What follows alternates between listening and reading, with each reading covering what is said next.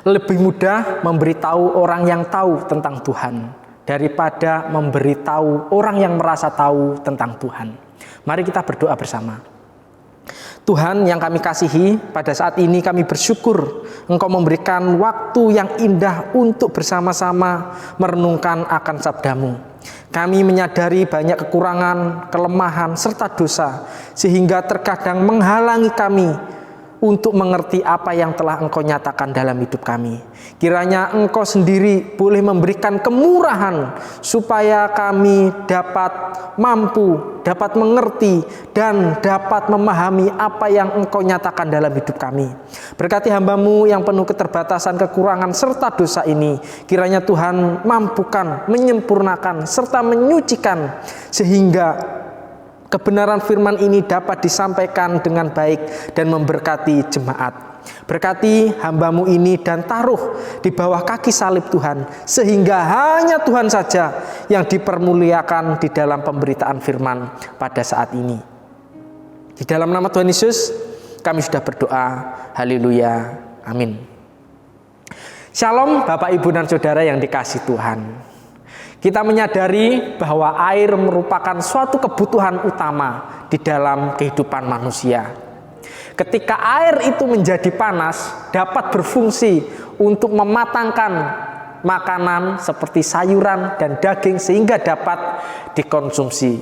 Tetapi sebaliknya, ketika air itu menjadi dingin atau berbentuk batu es, maka dapat digunakan untuk mengawetkan makanan dan juga makanan itu dapat bertahan lama. Tetapi bagaimana jikalau air itu tidak panas atau tidak dingin atau hangat saja? Tentunya memiliki banyak sekali manfaat di dalam kehidupan kita sebagai manusia. Beberapa hal yang kita dapat ketika mengonsumsi air ini adalah membantu menurunkan berat badan, mengeluarkan toksin atau racun melalui urin dan keringat dari tubuh, memperlancar proses pencernaan, mencegah penuaan dini, meredakan gejala demam dan batuk, bahkan juga meningkatkan konsentrasi kita di dalam berpikir. Namun di sini Tuhan tidak memakai air sebagai gambaran yang positif, melainkan menjadi gambaran yang negatif. Khususnya untuk jemaat yang ada di Laodikia. Mari Bapak, Ibu, dan Saudara yang dikasihi Tuhan, kita membaca Alkitab kita yang diambil di dalam Wahyu pasal yang ketiga ayat yang ke-14 sampai ayat yang ke-22. Dan saya akan membacakannya bagi kita semua. Wahyu pasal yang ketiga ayat yang ke-14 sampai ayat yang ke-22. Demikianlah firman Tuhan. Dan tuliskanlah kepada malaikat jemaat di Laodikia, inilah firman dari Amin, saksi yang setia dan benar, permulaan dari ciptaan Allah. Aku tahu segala pekerjaanmu, engkau tidak dingin dan tidak panas. Alangkah baiknya jika engkau dingin atau panas. Jadi karena engkau suam-suam kuku dan tidak dingin atau panas, aku akan memuntahkan engkau dari mulutku. Karena engkau berkata, aku kaya dan aku telah memperkayakan diriku dan aku tidak kekurangan apa-apa. Dan karena engkau tidak tahu bahwa engkau melarat dan malang, miskin, buta, dan telanjang. Ayat yang ke-18. Maka aku menasihatkan engkau supaya engkau membeli daripadaku emas yang telah dimurnikan dalam api, agar engkau menjadi kaya, dan juga pakaian putih, supaya engkau memakainya, agar jangan kelihatan ketelanjanganmu yang memalukan, dan lagi minyak untuk melumas matamu, supaya engkau dapat melihat. 19. Barang siapa kukasihi, ia kutegur dan kuhajar. Sebab itu relakanlah hatimu dan bertobatlah. Lihat, aku berdiri di muka pintu dan mengetok. Jikalau ada orang yang mendengarkan suaraku dan membukakan pintu, aku akan masuk mendapatkannya, dan aku makan bersama-sama dengan dia, dan ia bersama-sama dengan aku. 21. Barang siapa menang, ia akan kududukkan bersama-sama dengan aku di atas tahtaku, sebagaimana aku pun telah menang dan duduk bersama-sama dengan Bapakku di atas tahtanya. Siapa bertelinga, hendaklah ia mendengarkan apa yang dikatakan Roh kepada jemaat-jemaat. Laodikia terletak 43 mil atau 67 km sebelah tenggara Philadelphia, 11 mil atau 17 km sebelah barat Kolose, dan 6 mil atau 10 km sebelah selatan Hierapolis. Kita bisa membaca di dalam Kolose 4 ayat yang ke-13. Pada pertengahan abad yang ketiga sebelum Masehi, kota ini namanya adalah Diaspolis. Pada tahun 250 sebelum Masehi, Raja Syria yang bernama Antiochus II mengganti namanya menjadi Laodikia untuk menghormati istrinya yang bernama Laodike. Romawi menguasai kota ini pada tahun 133 sebelum Masehi dan menjadi pusat pengadilan dan juga administrasi. Selain itu, kota ini juga menjadi pusat perdagangan industri kain wol hitam yang cukup luar biasa sehingga dapat diekspor ke tempat-tempat lain, sehingga kota ini menjadi kaya. Beberapa orang di kota ini juga menemukan salep untuk menyembuhkan mata dan berdiri sekolah kedokteran khusus spesialis pengobatan mata dan telinga. Seperti kota Philadelphia, pada tahun 17 Masehi, kota ini juga terkena gempa yang sangat luar biasa sehingga meruntuhkan sebagian besar bangunan yang ada di dalam kota tersebut. Tetapi orang-orang yang ada di Laodikia ini menolak bantuan dari kaisar. Kota ini tidak memiliki suplai air atau sumber air sehingga mereka mendapatkan air dari Hierapolis melalui pipa-pipa yang mereka bangun pada saat itu. Karena letaknya dekat dengan Kolose, kemungkinan besar jemaat Laodikia didirikan oleh Epafras yang juga memiliki hubungan dekat dengan Paulus. Kita bisa melihat di dalam Kolose pasal yang pertama ayat yang ke-17 dan Kolose pasal yang ke-4 ayat yang ke-12 sampai 13. Dan pertanyaan yang boleh kita renungkan bersama, bagaimana keadaan jemaat yang ada di Laodikia pada saat itu? Ketika kita membaca ayat yang ke-14 sampai ayat yang ke-22, ternyata Tuhan menegur jemaat yang ada di Laodikia. Mengapa jemaat ini ditegur oleh Tuhan? Karena mereka memiliki iman yang suam-suam kuku, tidak dingin dan tidak panas. Sehingga tema kita yang boleh kita renungkan bersama adalah jangan suam-suam kuku. Apa yang Allah lakukan supaya jemaatnya tidak atau jangan suam-suam kuku? Yang pertama adalah Allah menunjukkan bahwa Dia Allah yang benar. Ketika kita membaca pada ayat yang ke-14 dikatakan, inilah firman dari Amin, saksi yang setia dan benar, permulaan dari ciptaan Allah. Kata amin merupakan suatu kata yang cukup familiar dan sering kita ucapkan atau dengar. Ketika kita di dalam persekutuan doa, di dalam ibadah, bahkan ketika kita berdoa secara pribadi kepada Tuhan, kata ini muncul ketika akhir dari doa kita. Dan dikatakan bahwa kata amin ini memiliki arti setuju, terjadilah, benar, dan aku tahu bahwa itu pasti akan terjadi di dalam kehidupan orang yang mempercayainya. Dan dikatakan juga Tuhan adalah saksi yang setia dan benar. Kata ini menunjukkan bahwa setiap apa yang Allah kerjakan, Allah juga menyaksikan dan juga Allah juga membenarkan semua peristiwa yang terjadi. Contohnya saja di dalam kehidupan Abraham. Ketika Allah datang kepadanya, dia menyaksikan, dia juga setia akan janjinya, dan segala apa yang diperbuat Allah itu benar. Dan janji yang Tuhan nyatakan kepada Abraham ada dua. Yang pertama, Abraham akan mendapatkan keturunan dari Sarai dan menjadi bangsa yang sangat besar seperti bintang-bintang yang ada di langit dan juga pasir yang ada di laut banyaknya. Dan janji yang kedua, Abraham akan mendapatkan tanah perjanjian. Di dalam proses perjalanan akan janji itu, Tuhan menyaksikan menyertai dan mengiringi di dalam waktu demi waktu. Walaupun di dalam proses tersebut Abrahamlah yang tidak setia dengan menikahi Hagar dan melahirkan Ismail. Tetapi janji Tuhan adalah setia dan benar, Dia tepati, sehingga Sarai di masa tuanya melahirkan Ishak, ahli waris dari Abraham. Dan kemudian Allah juga menepati janjinya sehingga bangsa Israel mendapatkan tanah perjanjian yang telah Ia ucapkan kepada Abraham. Wow, ini begitu luar biasa bagi kita Bapak Ibu, bahwa Allah kita adalah Allah yang benar. Dan ketika kita merenungkan pada kalimat yang selanjutnya, Tuhan mengatakan bahwa permulaan dari ciptaan Allah. Kalimat ini bukan berarti bahwa Yesus diciptakan oleh Allah, melainkan Allah Tritunggal, baik Allah Bapa, Allah Putra, dan Allah Roh Kudus bekerja bersama-sama menciptakan dunia ini serta isinya, bahkan bintang-bintang yang ada di langit.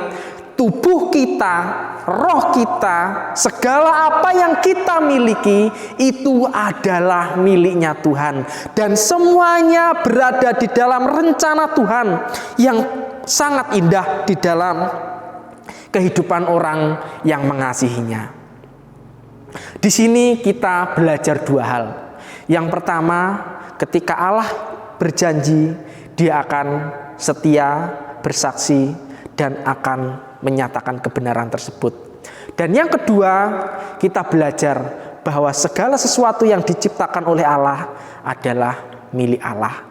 Tentunya kedua hal ini menjadikan perenungan di dalam setiap hati kita, bahwa Allah itu benar di dalam hidup orang percaya. Dan apa yang telah Ia nyatakan di dalam kehidupan kita itu merupakan suatu anugerah.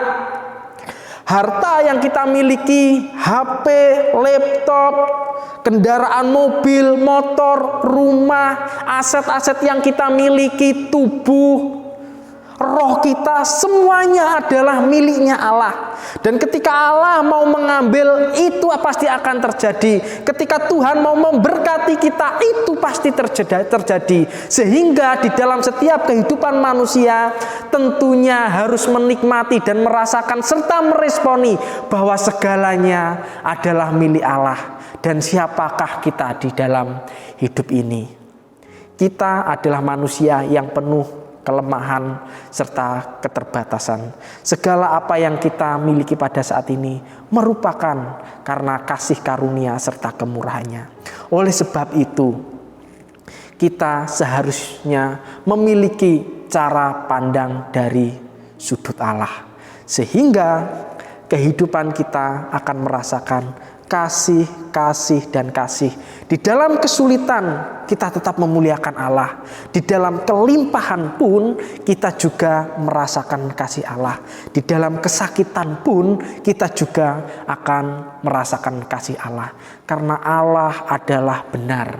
Dan apa yang telah Ia firmankan di dalam kehidupan orang-orang di dalam Alkitab Perjanjian Lama dan Perjanjian Baru telah ditepati. Demikianlah dengan kita. Apa yang baik, apa yang benar, itu pasti akan Allah nyatakan. Oleh sebab itu, serahkanlah segala sesuatunya kepada Tuhan. Harta kita, hidup kita, masa depan kita, apapun itu. Sehingga apapun yang terjadi, Tuhan akan memberkati kehidupan kita. Milikilah sudut pandang, cara berpikir Allah. Maka kita akan melihat Allah yang benar di dalam hidup ini. Jangan memiliki iman yang suam kuku. Dan yang kedua, apakah yang Tuhan ajarkan di dalam kehidupan kita? Ketika Allah memperkenalkan diri sebagai Allah yang benar, Allah ingin supaya kita memiliki iman yang tidak lemah atau iman yang tidak suam kuku. Masyarakat Laodikia adalah masyarakat yang sangat kaya dan makmur. Ada catatan dari juru sita, yaitu yang bernama Epictetus. Dia mengatakan bahwa ada kalimat yang timbul dari kalangan orang percaya yang mengatakan, aku kaya dan tidak membutuhkan apa-apa. Artinya apa? Kekayaan adalah suatu hal yang utama di dalam kehidupan jemaat yang ada di Laodikia pada saat itu daripada Tuhan itu sendiri. Dan itu terjadi juga kepada jemaat-jemaat Tuhan yang ada di kota tersebut. Dan Laodikia sekali lagi tidak memiliki sumber air sehingga membutuhkan air dan mengambil dari kota Hierapolis yang suhunya ketika ada di Hierapolis itu cukup panas. Ketika dialirkan ke Laodikia lama-lama menjadi dingin. Dan air itu banyak sekali mengandung kalsium karbonat.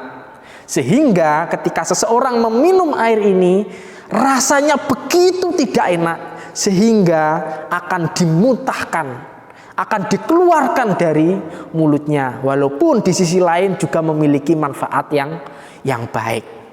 Tuhan memakai figuratif ini atau gambaran ini yang dimana orang-orang jemaat yang ada di Laodikia ini memiliki iman yang seperti air, tidak panas, tidak dingin, suam-suam kuku. Ketika dinikmati oleh Tuhan, dilihat oleh Tuhan, ketika dirasakan oleh Tuhan, Tuhan muak dan memuntahkan apa yang mereka lakukan seperti air tersebut. Bapak, Ibu, dan saudara-saudara yang dikasihi Tuhan, pertanyaan yang mungkin kita renungkan bersama, apakah kaya dan mendapatkan berkat berlimpah itu di dalam kehidupan orang percaya salah? Tentunya bagi saya kekayaan itu tidaklah salah. Paulus berkata di dalam 2 Tesalonika pasal yang ketiga ayat yang ke-10 mengatakan, jika kamu tidak bekerja, jangan makan. Artinya apa? Tuhan menuntut semua orang percaya untuk bekerja keras. Kalau kamu tidak bekerja keras, kamu janganlah makan. Ketika kita bekerja keras, kita sudah mendapatkan cukup makan, kita mengumpulkan harta untuk diri kita sendiri dan untuk diwariskan kepada keturunan kita. Itu tidak salah. Karena apa? Tuhan memang menginginkan semuanya itu. Tetapi di sini kita akan melihat konsep kekayaan dari 4 tipe orang. Tipe orang yang pertama adalah kaya jasmani dan kaya rohani. Beberapa contoh di dalam Perjanjian Lama adalah seorang perempuan Sunem. Pada waktu itu dia memiliki kekayaan yang cukup luar biasa di daerahnya, sehingga dia menyambut seorang Nabi Elisa untuk datang ke rumahnya, memberikan ruangan, tempat tidur, ada meja, ada kursi, disambut begitu luar biasa di dalam kehidupannya. Dia memiliki kekayaan jasmani dan dia juga memiliki kekayaan rohani yang cukup luar biasa, sehingga pada saat itu Tuhan memberkatinya dengan memberi ia anak. Dan yang kedua, kita melihat pribadi yang bernama Sakeus. Dia pemungut cukai, tubuhnya dikatakan pendek pada waktu itu. Tetapi apa? Dengan bertobatnya dia memiliki kerinduan yang besar kepada Tuhan.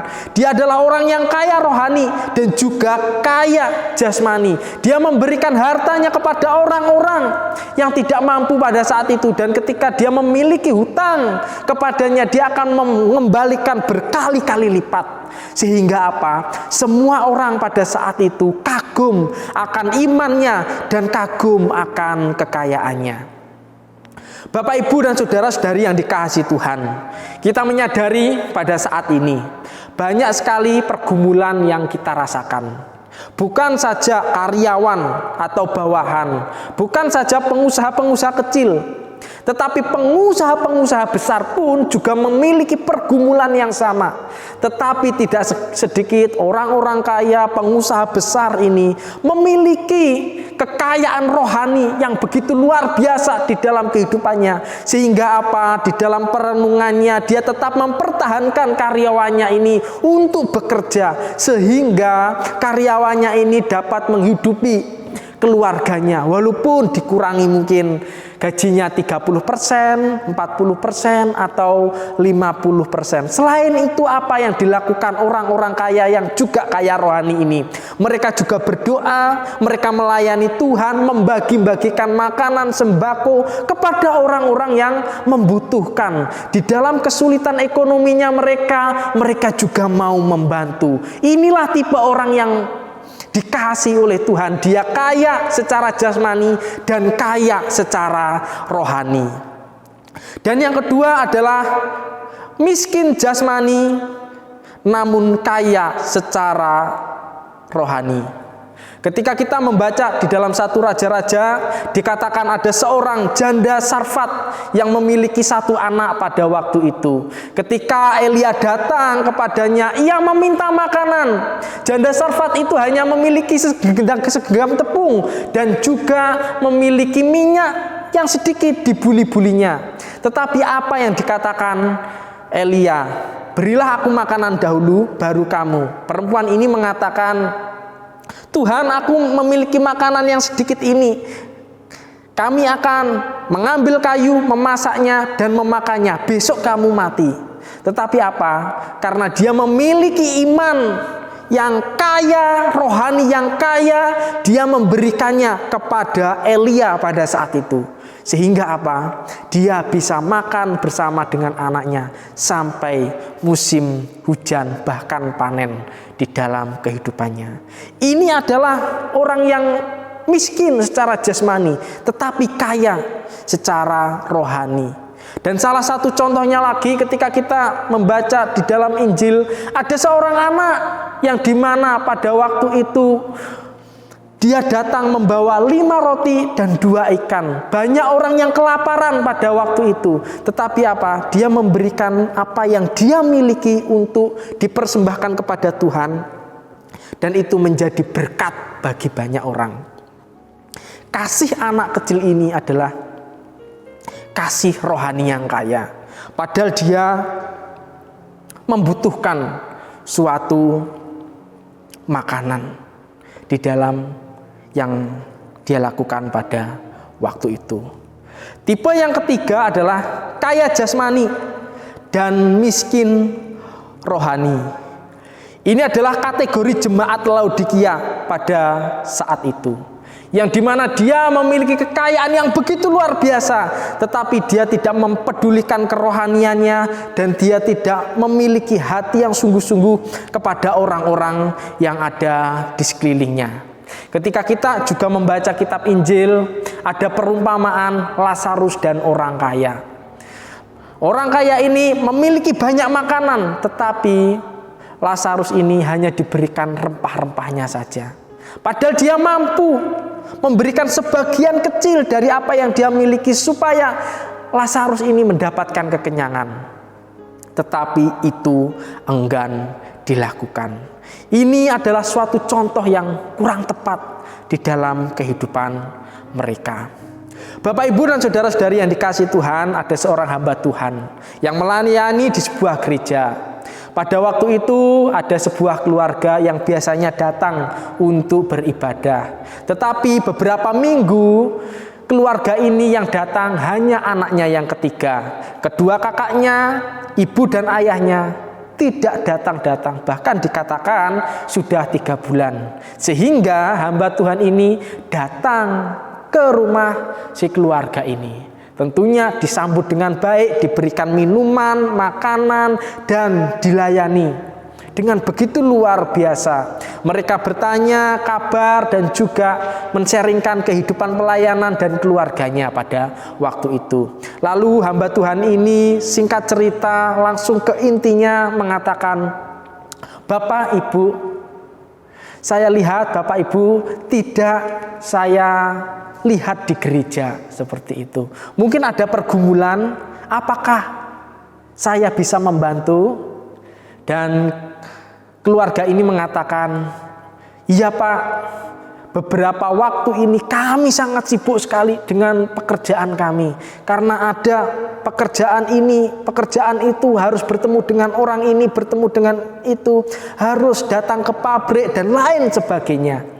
Sehingga pada hari Minggu anak kami yang ketiga yang mewakili kami untuk datang ke gereja. Tetapi jangan khawatir, persembahannya juga saya titipkan kepada anak kami yang ketiga ini.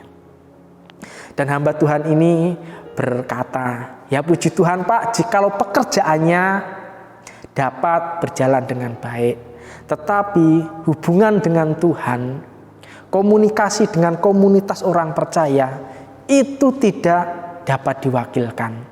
Dan yang kedua, di dalam kehidupan orang percaya, bertumbuh bersama di dalam iman itu lebih penting daripada harta yang kita miliki.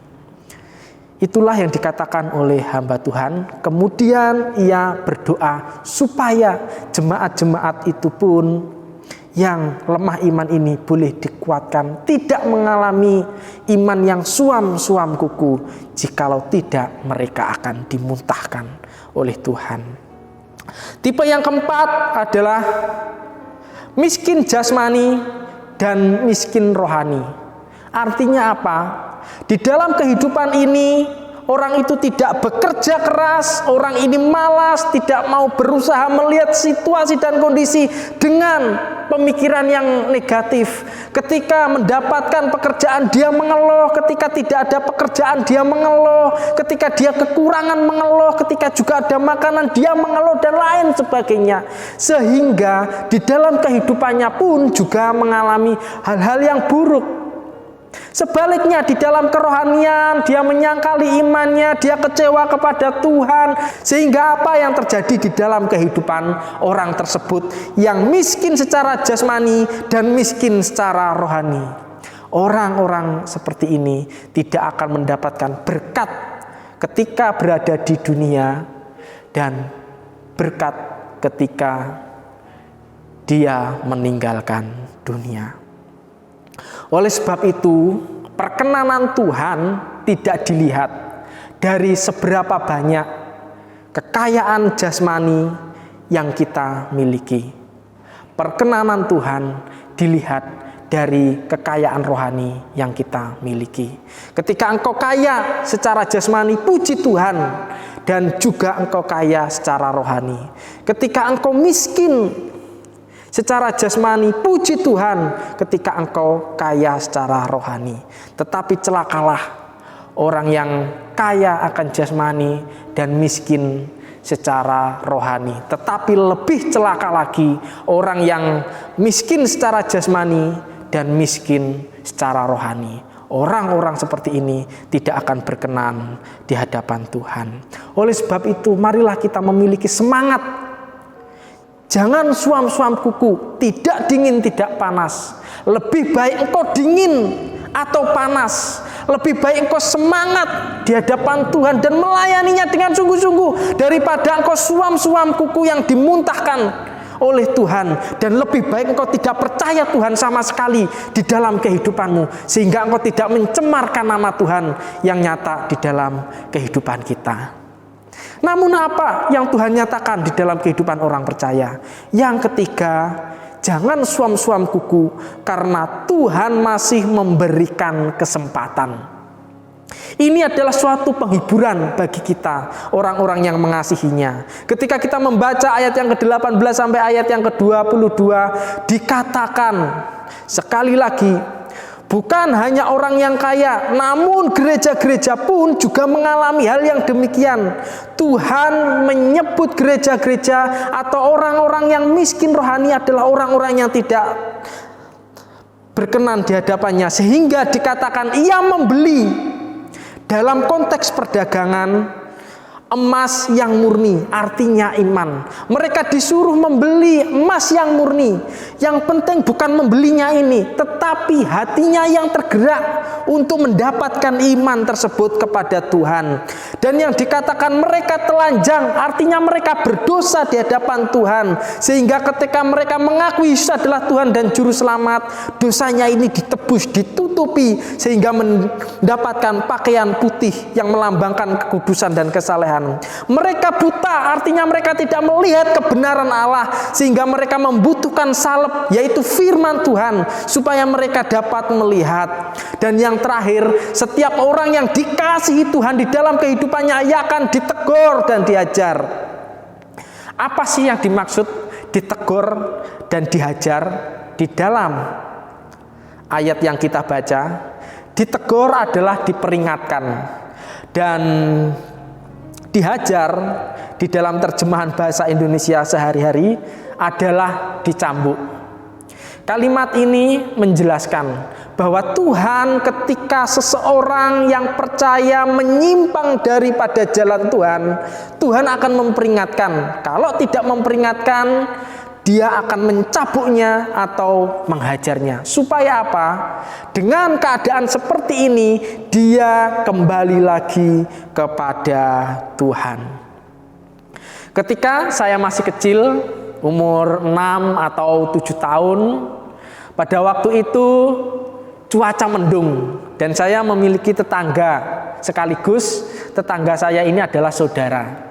Dan pada waktu itu siang hari, dan kami memiliki rencana kalau nanti turun hujan, kami akan lari-larian di hujan tersebut, main air, main di selokan seperti itu. Nah, pada waktu itu ibu saya ada di samping saya dan memperingatkan, "Hayo El, jangan main hujan-hujanan. Nanti kamu kena flu dan kamu nanti badannya panas. Nggak bisa sekolah, nanti dibawa ke puskesmas, disuntik oleh dokter." Salah satu ketakutan saya pada waktu itu adalah disuntik. Tetapi apa? Ketika orang tua sudah memperingatkan itu, saya mengindahkannya. Sehingga ketika ibu saya pergi ke dapur dan hujan turun sangat deras sekali, saya lari keluar main hujan-hujanan dengan teman saya sekaligus saudara saya. Saya sangat senang pada waktu itu. Tetapi apa yang terjadi ketika ibu saya melihat saya? Dia mengambil payung dan mengambil kemoceng. Dia langsung lari menghampiri saya langsung dipukul 2 kali. Kemudian saya diminta untuk pulang, maka lalu saya pulang pada waktu itu. Saya dimandiin, setelah dimandiin, saya digantiin baju, setelah itu saya dikasih makan. Setelah dikasih makan, saya disuruh tidur. Esok harinya ternyata saya kena panas. Saya juga kena flu. Akhirnya orang tua saya membawa ke puskesmas, dan akhirnya ketakutan pun itu terjadi. Saya disuntik, Bapak, Ibu, dan saudara-saudari yang dikasihi Tuhan. Sehingga pada waktu itu saya menyadari apa yang dilakukan oleh orang tua saya, yaitu ibu saya, ketika menghajar, memukul, itu bukan supaya saya menjauh daripada orang tua saya, tetapi melihat kebaikan orang tua saya supaya melakukan perintahnya di dalam kehidupan saya. Demikianlah dengan kehidupan kita. Terkadang hal-hal buruk terjadi bukan karena Tuhan izinkan kita untuk dipakai kemuliaannya atau diizinkan kita supaya memperkuat iman kita, tetapi Tuhan menghukum kita, baik itu sakit penyakit, baik itu kegagalan dalam usaha, di dalam sekolah, dan lain sebagainya, supaya kita apa? Kembali kepada jalan Tuhan. Tidak melakukan dosa yang lama, melainkan melakukan kebenaran yang Tuhan boleh nyatakan di dalam kehidupan. Dan ketika kita melihat di dalam kitab Hakim-Hakim, itu pun juga terjadi. Ketika bangsa Israel setia dan mengasihi Tuhan di dalam kehidupannya, Tuhan akan memberkati, menolong, menyertai, melindungi mereka dari bangsa-bangsa lain. Tetapi ketika mereka tidak mau mengasihi dan mencintai Tuhan di dalam kehidupannya, Tuhan memerintahkan dan mengizinkan bangsa-bangsa lain untuk menjajah, menindas, dan menganiaya orang-orang Israel pada saat itu. Sehingga mereka menderita. Dan ketika mereka kembali kepada Tuhan, Tuhan membangkitkan dan memilih hakim untuk melepaskan mereka. Dan itu berulang-ulang berkali demikian. Ketika mereka taat mendapatkan berkat, ketika mereka tidak taat mendapatkan suatu hukuman yang berasal daripada Tuhan. Demikianlah dengan kehidupan kita pada saat ini. Di dalam hidup ini kita menyadari banyak sekali peristiwa, tragedi, dan juga hal-hal yang buruk ada di dalam kehidupan kita. Ingat, mungkin saja ketika kita imannya lemah, Tuhan memakai hal-hal buruk itu supaya kita kembali kepada jalan yang benar, kembali kepada Tuhan, kembali mau bersekutu, menjalin hubungan yang indah dengan Tuhan, tidak memiliki iman yang suam-suam kuku, tetapi iman yang kuat di dalam Tuhan. Mungkin peristiwa buruk itu terjadi supaya kita kembali kepada Tuhan dan menyembahnya dengan roh dan kebenaran, dengan hati yang tulus, dengan cara yang baik serta taat serta sopan di hadapan Tuhan, sehingga kehidupan kita boleh dilayakkan. Tetapi ketika tidak melakukan semuanya itu, tidak berkenan di hadapan Tuhan. Oleh sebab itu, Bapak, Ibu, dan saudara-saudara yang dikasihi Tuhan, marilah kita jangan memiliki iman yang suam-suam kuku. Tuhan menunjukkan bahwa Dia adalah Tuhan yang benar. Tuhan menginginkan kita memiliki iman yang kuat di dalamnya. Dan yang terakhir, Tuhan memberikan kesempatan demi kesempatan. Dan ketika kita dapat melewati semuanya itu, dan kita dapat membuka hati kita, Tuhan tinggal di dalam diri kita. Dan ketika kita datang kepada Tuhan, Tuhan akan menyambutnya dengan begitu indah. Kita makan bersama dengan Tuhan, bersama dengan Bapa, sehingga kehidupan kita boleh mendapatkan berkat yang kekal. Sekali lagi, jangan suam-suam kuku. Mari kita berdoa bersama.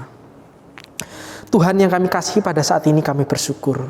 Kami menyadari iman yang telah dimiliki ini begitu lemah, begitu rapuh, dan kami melupakan akan semangat kami yang berkobar-kobar untuk melayani, mengasihi, dan mencintai Engkau ya Tuhan. Ajarkan kami supaya kami tidak memiliki hati yang suam-suam kuku, yang tidak panas atau tidak dingin. Tetapi sebaliknya, iman yang kuat, iman yang kokoh, memiliki hati yang sungguh di hadapan Tuhan. Sehingga apa yang kami lakukan boleh berkenan di hadapan Engkau dan boleh memuliakan nama Engkau. Inilah doa kami ya Tuhan. Kami sudah merenungkan kebenaran firman-Mu. Biarlah ini menjadi berkat bagi kami semua. Di dalam nama Tuhan Yesus kami sudah berdoa. Haleluya. Amin. Tuhan Yesus memberkati kita semua.